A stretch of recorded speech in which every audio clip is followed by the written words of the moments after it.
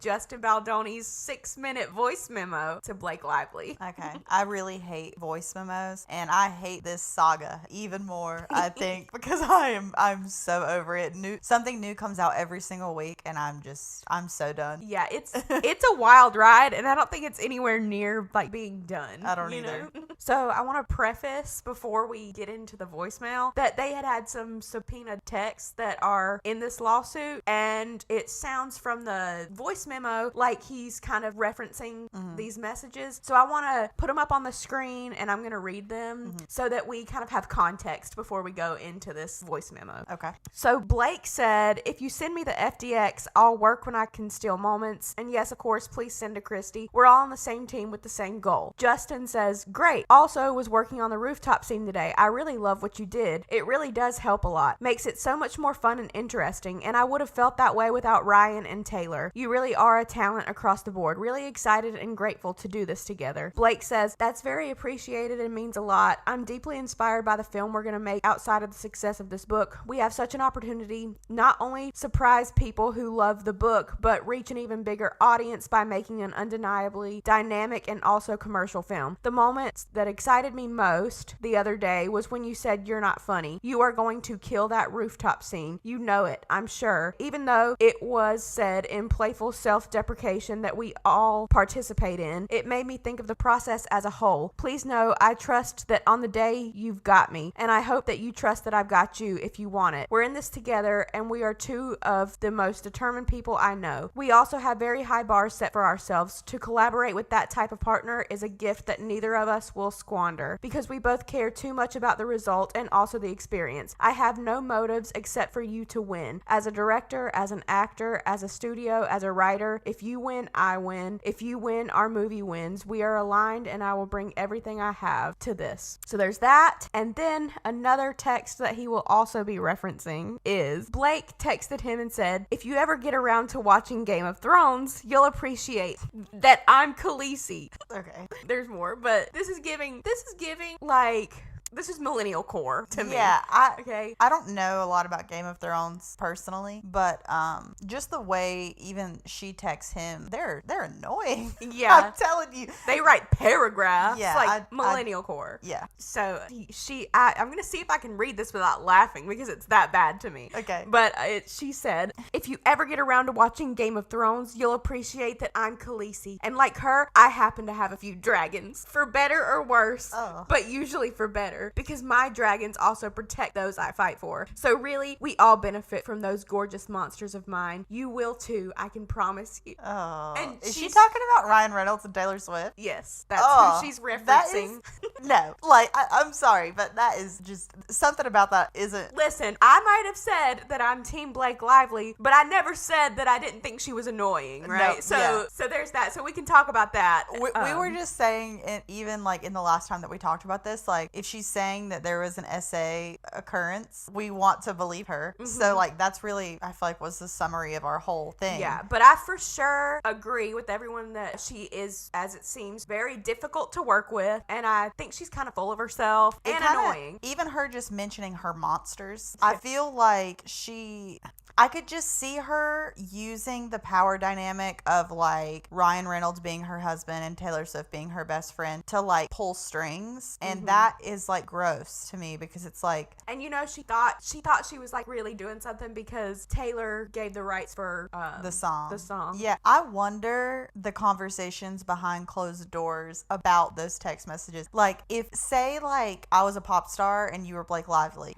and I found out that you were like texting your co-star like trying to get what you want or whatever she was trying to do, and talking about me as like the monsters in your closet that you have to bring out whenever you want, I would be kind of like, I'm not your like puppet that you, I don't know, I just feel like that's weird. But the thing is, for me, I don't think that Blake means it necessarily like that. I think she's just, like I said, millennial core, and how they're like, I have monsters, like you build up yourself in your head kind kind of, you know? Yeah. And then she's just like, it's kind of like me and my girls, me and my besties stick together. Like, I also, have you watched It Ends With Us? I have not. Okay, like, I like Blake Lively in movies because she's beautiful to look at. Like, I like watching her in roles. There was a role that she played with that Anna Kendrick in that movie where, A Simple Favor, where, like, that is the perfect role for Blake Lively because she was, like, the role was being a beautiful bitch. Like, and she did it so well. And, like, that's the only time that I've ever, like, seen her in a movie that I was like, wow, she, like, really killed that. Because, like, I watch Gossip Girl, like, I'm a huge fan, but, like, she's not that great of an actress. No, I literally, funny you say that, I just started watching Gossip Girl last night. It's so good. But she was a teenager acting, like, the show itself is corny, so it's okay that she's not the best actress, but, like, it's just, if you better be talented if you're talking about yourself like that. Yeah. Like, I don't know. I just think she has pull because she's so, like... She's been here a while at this point. Yeah.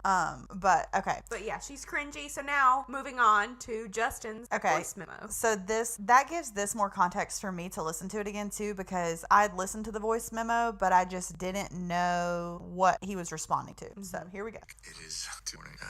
Hopefully this Can we pause already? Okay. Hey, Blake. Yeah, it's giving, for me, it sounds like the Calm app. Have you ever? Yeah. It's like Matthew McConaughey, like, reading the stories. It sounds like that. And I can't take it seriously because it sounds that way. Anyways, that's all I had to say. Wow. There's so much I want to say to you, and I hope that we can FaceTime or see each other in person soon and get to talk more. But I'm just going to send you a few thoughts, and hopefully it's not going to be more than a few minutes. But that's spoiler alert, I don't have it's the best 6. track record. I don't think either one of us have the best track record. Okay, the vocal fry has got to stop. Yeah. Hey, Blake. Hey, Blake. Like, he's doing that on purpose. And also, like, to send a voice memo and have the nerve in the middle of it to sigh deeply as a part of the conversation is so annoying to me. Yeah. That is so annoying. But carrying on. For our voice memos, I want to start with an apology. Man, reading the second part of your message, my heart sank, and I'm really sorry. I for sure fell short, and you worked really hard on that, and the way you framed it, and how that made you feel. Also, for that part, I think he is talking about, we didn't read all of the texts. I just read some. But I think they're talking about her cut of, like, the rooftop scene, I believe, if not the whole movie. But do you know what the rooftop scene is? No. It's like they meet at the rooftop and, like, they go to it's like a sexual tension moment because they don't kiss, but they are really close to kissing, and then somebody calls and interrupts him. But it's like a very, like, tense moment. So just know that this scene is, like, sexually driven in some way. They don't actually do anything. Okay. But it's like a chemistry thing. Okay. Well, I just want to say thank you for sharing that with me. That takes a lot of trust. It's giving holding space for Blake. Yes, it's giving performative. Yeah, to me. I from the first time I listened to it, I was like, I just don't. The amount of times that he's, like, trying to be empathetic makes me not believe him. Yeah, for him to be an actor, I don't feel like this is very good. No. And vulnerability, and I feel really grateful that you feel safe enough to tell me that that's how you feel and share that with me. And I'm really sorry. I fucked up. That is a fail on my part. One thing you should know about me is I will admit and apologize when I fail. I am far from perfect. I am a very flawed man, as my wife will attest. And and I'm gonna fuck up. I'm gonna say the wrong thing. All the little It's performative. Yeah, it's giving, like, he wrote this out and is, like, reading a script, and it's like it says, like, chuckle or, like, or, like, sigh, you know, like, it's just not good. I'm gonna put my foot in my mouth. I'm gonna piss you off probably, but I will always apologize and find my way back to center. That is one thing I can assure you of. And I'm sorry I made you feel that way. That must have felt terrible. And I will for sure do better. That was not my best weekend, and I should have given it more time. And damn right, you got great friends if that's how you felt and they knew that. And fuck, we should all have friends like that. Aside, he's trying to hype her up the about two being most great Khaleesi. people I don't even have anything to add to that. I just can't. on the planet. The three of you guys together, it's unbelievable. Talk about energy, just to force all three of you. what combined force is Taylor Swift, Ryan Reynolds, and Blake Lively besides friends and a married couple? Yeah. Like, what happened? He's trying to like boost her ego and hype her up. That's what I'm thinking. Like he's just trying to please her like really hard by saying all this. But I'm like, and I don't think like if it's true that there was like a big power issue like on set where like Blake was trying to get things the way that she wanted and she was like using like Taylor Swift and Ryan Reynolds to do that. My thing is like, what strings is Taylor Swift pulling on a movie that she has nothing to do with besides giving a song, and like they probably paid her for it? Yeah. That's what I don't understand that is happening here. But I just wanted you to know that I didn't need that because it's really good and it's going to make the movie sing like you said. And I'm excited to go through the whole movie with you. I'm just excited to spend time with you. I'm excited to be in your sphere and your presence and for us to share creative juices together, although that sounds terrible. It does. You know, I think, and you and I have been trying to build a relationship, which I think we've done successfully. I mean, here we are talking like this, me into my phone at 2 a.m, but largely via text and voice note. And I will be honest with you, that is not my biggest strength. I love being with people and being in somebody's space and being face to face, and I He feel likes like that's being where in I people's excel. space. He Yeah. likes being, he's saying, like, I just feel like from a lawyer standpoint, like, I'm not a lawyer, but from a lawyer standpoint, this probably isn't good because they could say, like, see, she claimed that he, like, was always, like, too in her space, like, when she's, like, breastfeeding, when she's doing whatever, and he's like, I just like being in people's space. It's also like if he is trying to sue her for something or like he has a whole lawsuit, if he actually thought the lawsuit was going to do anything that mattered, he wouldn't be releasing his evidence before the case even starts to the public, because that would make some of the evidence be thrown out from the case. Yeah. I also do, this is random, and I'm sure they have a way to, like, prove this. Like, I'm sure they do something on the phone or whatever. But, like, how do they prove that this was a voice memo to her? Because, like, couldn't he have just, like, once all this started, like, recorded something and acted like I'm he sure. sent it at And some see, point? if this was court, we would have evidence that is where this came from. But this is just Justin Baldoni releasing stuff to the public at his own willy-nilly like time. Yeah, so there's like no actual, this isn't proof. No, not like, at all. At all. This isn't anybody, we could say, this was my voice memo to Justin Bieber last year when he was texting me. I'm not showing you the text, but. Yeah, and it's like, this doesn't, it's the same as that video they came out with. This doesn't help his case or her case. It's pointless, and it's just to keep people like talking about it. Yeah. Definitely fallen short at times in our text and voice note exchanges because there's so much to communicate and there's so much happening. And all that to say, I'm just really looking forward to spending time together. And I think that's going to really go a long way for our chemistry, which I believe is there, has been there from the start. So I was so damn excited when you wanted to do this film. I felt it in the room when we met, and Is that not kind of weird to say? Like I guess you have to have some kind of chemistry to be love interest on a movie, but yeah, like, but as but two if you're- married people, the moment you walk into a room and you felt the chemistry, like that's not. that kind of is like weird to me. To Yeah, say it is weird because they're supposed to be professionals that like you don't have the chemistry off camera if you're strictly professional and not doing more than that. Yeah. yeah, I think it does come from the both of us being so fucking hardworking and having a vision and not settling. And I'm excited to have a creative partner in that with you. And it's just really exciting. There's so much more to say. There's so much I want to say. There's one thing that I do need to say, which is I am so sorry you have been through what you've been through with these other filmmakers and producers or whoever the people were that you worked with. It just pissed me off. Those fuckheads that That cracks me up. He's like, those fuckheads. Yeah, I just don't believe him. I just No. don't believe that he feels that way. I'm just still kind of blown away that this is the industry that we're in and that you've experienced that as a woman. And I know I don't need to say it, but that's not at all going to be or will be, and hopefully it's not been the experience with me. There's nothing more exciting to me like that I get to work with Blake Lively and have her all. Okay, so him saying, I hope that hasn't been your experience with me. I'm just like, are you unsure if you've made her uncomfortable at any point? Like, have you done things that have made you think that you are, do you get what I'm saying? Yeah, like he's kind of trying to like cover his ass by saying that. Yeah, like, by if- trying to preface like, you felt that with me. I mean, buy Yeah, it. Like, yeah, and I'm like, I hope that hasn't been your experience with me. It's like, well, if everything's been done the right right way, you should know that that has not been her experience with you. Yeah.